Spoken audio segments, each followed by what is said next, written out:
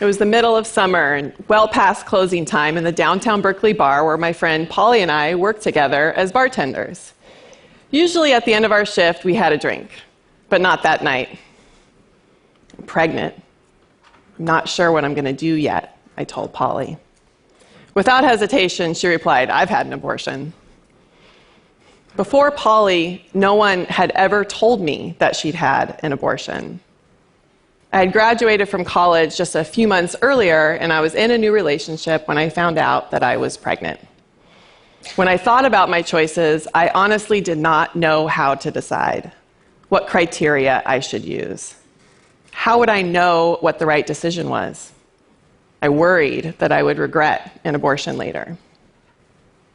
Coming of age on the beaches of Southern California, I grew up in the middle of our nation's abortion wars. I was born in a trailer on the third anniversary of Roe versus Wade. Our community was surfing Christians. We cared about God, the less fortunate, and the ocean, and everyone was pro-life. As a kid, the idea of abortion made me so sad that I knew if I ever got pregnant, I could never have one. And then I did. It was a step towards the unknown. But Polly had given me a very special gift, the knowledge that I wasn't alone, and the realization that abortion was something that we can talk about. Abortion is common. According to the Guttmacher Institute, 1 in 3 women in America will have an abortion in their lifetime.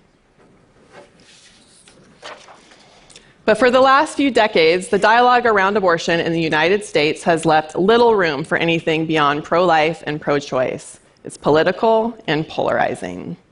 But as much as abortion is hotly debated, it's still rare for us, whether as fellow women or even just as fellow people, to talk with one another about the abortions that we have.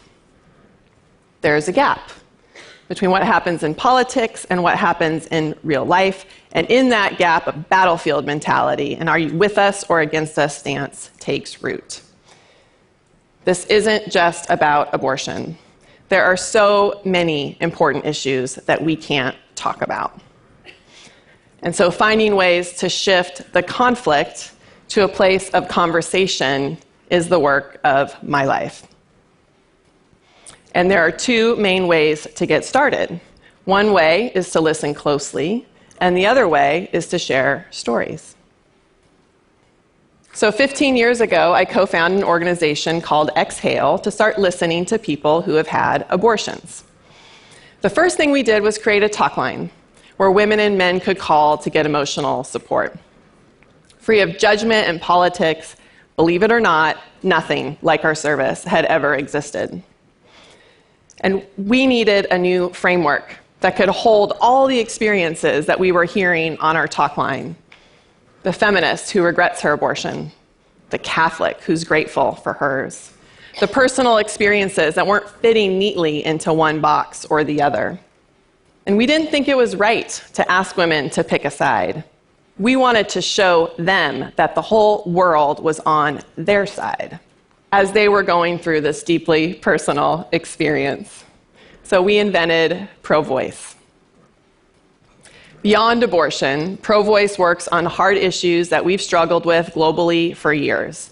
Issues like immigration, religious tolerance, violence against women. It also works on deeply personal topics that might only matter to you and your immediate family and friends. They have a terminal illness. Their mother just died.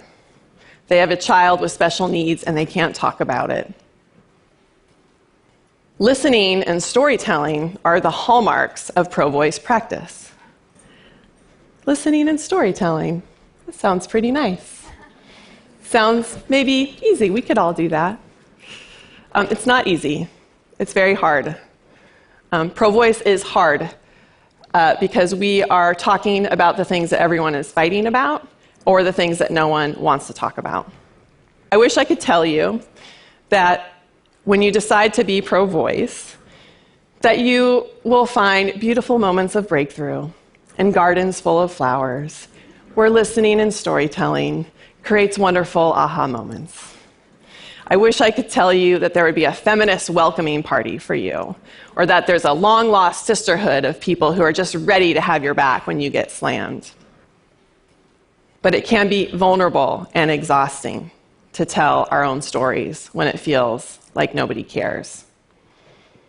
And if we truly listen to one another, we will hear things that demand that we shift our own perceptions. There is no perfect time, and there is no perfect place to start a difficult conversation. There's never a time when everyone will be on the same page, share the same lens, or know the same history. So, let's talk about listening and how to be a good listener. There's a lot of ways to be a good listener, and I'm going to give you just a couple. One is to ask open-ended questions. You can ask yourself or someone that you know, how are you feeling? What was that like? What do you hope for now? Another way to be a good listener is to use reflective language. If someone is talking about their own personal experience, use the words that they use. If someone is talking about an abortion experience and they say the word baby, you can say baby. If they say fetus, you can say fetus. If someone describes themselves as genderqueer to you, you can say genderqueer. If someone kind of looks like a he, but they say or they're a she, it's cool. Call that person a she. When we reflect the language of the person who is sharing their own story, we are conveying that we are interested in understanding who they are and what they're going through. The same way that we hope people are interested in knowing us. So I'll never forget being in one of the Exhale counselor meetings, listening to a volunteer talk about how she was getting a lot of calls from Christian women who were talking about God. Now, some of our volunteers are religious, but this particular one was not. So at first it felt a little weird for her to talk to callers about God. So she decided to get comfortable. And she stood in front of her mirror at home, and she said the word God, God, God, God, God, God, God, over and over again until the word no longer felt strange coming out of her mouth. Saying the word God did not turn this volunteer into a Christian, but it did make her a much better listener of Christian women.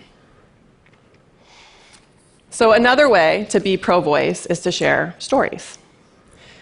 And one risk that you take on when you share your story with someone else is that given the same set of circumstances as you, they might actually make a different decision. For example, if you are telling a story about your abortion, realize that she might have had the baby. She might have placed for adoption. She might have told her parents and her partner or not. She might have felt relief and confidence, even though you felt sad and lost. This is okay. Empathy gets created the moment we imagine ourselves in someone else's shoes. It doesn't mean that we all have to end up in the same place. It's not agreement, it's not sameness that pro-voice is after. It creates a culture and a society that values what makes us special and unique. It values what makes us human, our flaws and our imperfections. And this way of thinking allows us to see our differences with respect instead of fear. And it generates the empathy that we need to overcome all the ways that we try to hurt one another. Stigma, shame, prejudice, discrimination, oppression. Pro-voice is contagious. And the more it's practiced, the more it spreads.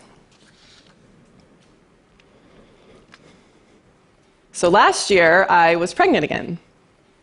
This time, I was looking forward to the birth of my son. And while pregnant, I had never been asked how I was feeling so much in all my life.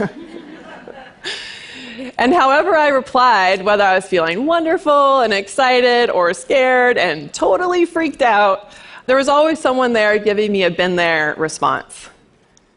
It was awesome. It was a welcome, yet dramatic departure from what I experience when I talk about my mixed feelings of my abortion. Pro-Voice is about the real stories of real people making an impact on the way abortion and so many other politicized and stigmatized issues are understood and discussed, from sexuality and mental health to poverty and incarceration. Far beyond definition as single right or wrong decisions, our experiences can exist on a spectrum. Pro-Voice focuses that conversation on human experience, and it makes support and respect possible for all. Thank you.